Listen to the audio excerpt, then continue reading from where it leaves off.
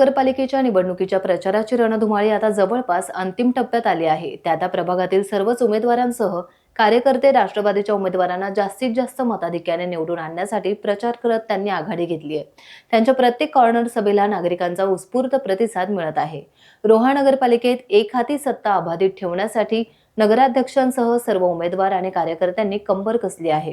रोहा शहरातील प्रत्येक वॉर्डमध्ये कॉर्नर सभा घेऊन मंत्री अदिती तटकरे, माजी आमदार अनिकेत तटकरे रोहा शहरातील नागरिकांशी संवाद साधत खासदार तटकरे आणि राष्ट्रवादी पक्षाच्या माध्यमातून झालेल्या विकास कामांच्या जोरावर सर्व उमेदवार हमखास निवडून येतील आणि नगरपालिकेवर घड्याळाचा गजर होईल असा विश्वास देखील व्यक्त करत आहेत. निवडणुकीच्या माध्यमातून आपल्या सर्वांच्या समोर जात असताना नव्याने मोबाईल काय सांगायची गरज आहे असं मला काही वाटत नाही, पण तरी सुद्धा आपल्या हक्काच्या घरामध्ये जाऊन जसं आपण हक्काने पाणी मागतो, भूक लागली असेल तर त्या ठिकाणी 2 घास खायच्या करता आपण हक्काने त्या ठिकाणी मागत असतो.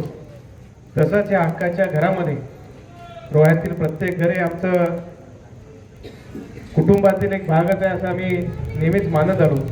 म्हणूनच त्या हक्कानेच जसं आम्ही घरात जाऊन आम्ही पाणी मागतो, जेवण मागतो, तसंच हक्काने आपल्या सर्वांचे आशीर्वाद पुढच्या 5 वर्षाकरता या नगरीचे नगरसेवक होण्याकरता, नगराध्यक्ष होण्याकरता नाही, तर आपल्या सर्वांची सेवा करण्याकरता या नगरीचा उरलेला जो काही चेहरामोहरा आपल्याला बदलायचा आहे, जे स्वप्न आपण सर्वांनी गेले अनेक वर्ष पुराशी बाळगलेलं आहे, ते काही अंश तटकरे साहेबांच्या माध्यमातून, आदिताईच्या माध्यमातून आपण बदलण्यामध्ये निश्चितच यशस्वी झालो.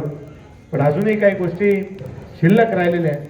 तो बदल करण्याकरता, तो घडवण्याकरता आपल्या सर्वांचे आशीर्वाद मिळावे ती विनंती करण्यासाठी आज आम्ही सर्वांच्या समोर या ठिकाणी उपस्थित आहे. खरं तर ही आज मोहल्ल्यातली 3री सभा, कारण आदितीताईची सुद्धा कॅप्टन रोडला महिलांची एक बैठक 3 दिवसापूर्वी झाली, माझी सुद्धा त्याच्या आधी एक बैठक त्याच दिवशी झाली.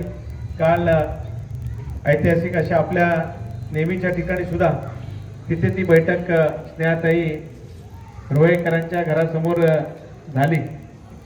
पण आज ज्या ठिकाणी बसून दहावीर महाराजांची पालखीला सलामी देत सर्व धर्म समभावाचा विचार आम्ही रोहेकर गेले अनेक वर्ष, अनेक पिढ्या आम्ही बाळगत आलो, तो सर्व धर्म समभावाचा विचार परत एकदा खोलवर रुजवण्याकरता कोणी किती जरी काही म्हटलं तरी सुद्धा आम्ही धर्मनिरपेक्ष आहोत हे सांगण्यासाठी आम्हाला उभं राहायची गरज नाही.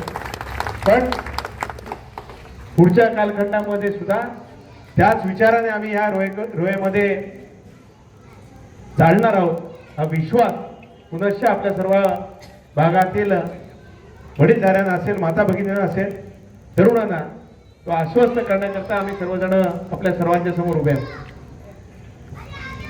खरं तर मगाशी डबीर साहेब आपल्या मनोगतातनं आपण शहराचा झालेला विकास सांगितला.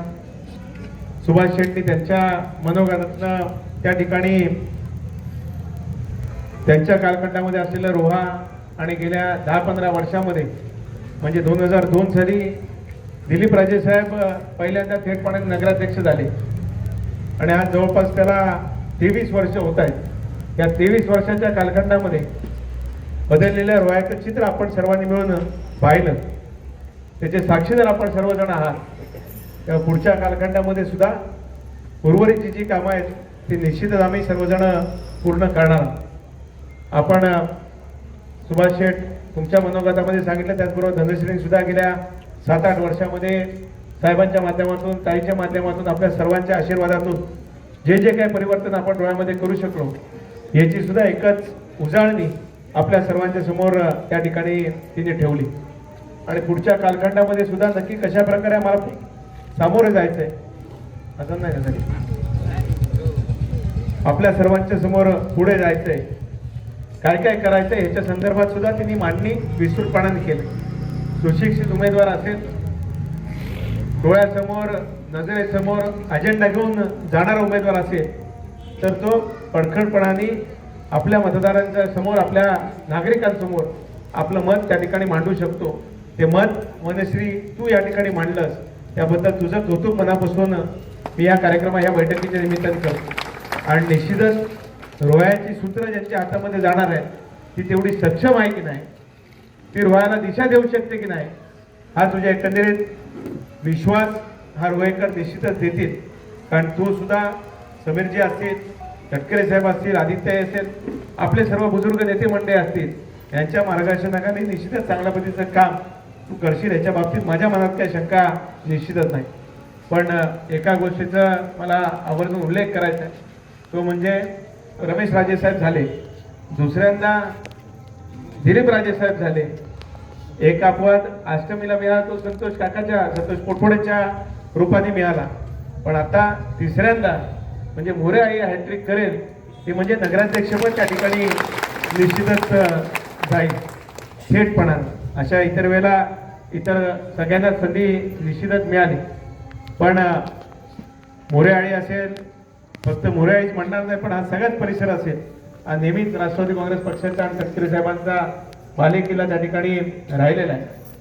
माझी अपेक्षा एवढीच आहे की यावेळेस नगरपालिकेच्या निवडणुकीचा ज्या दिवशी 3 तारखेला निकाल लागेल त्यावेळेस घड्याळाचाच गजर हा प्रत्येक राऊंडला झाला पाहिजे आणि समोरच्याचं डिपॉझिट हे जप्त झालं पाहिजे. अशा प्रकारचं काम आपल्या माध्यमातून व्हावं. टाइम्स डिजिटलला लाईक करा, सबस्क्राईब करा, शेअर करा आणि बेल आयकॉन दाबायला विसरू नका. पाहत रहा टाइम्स डिजिटल.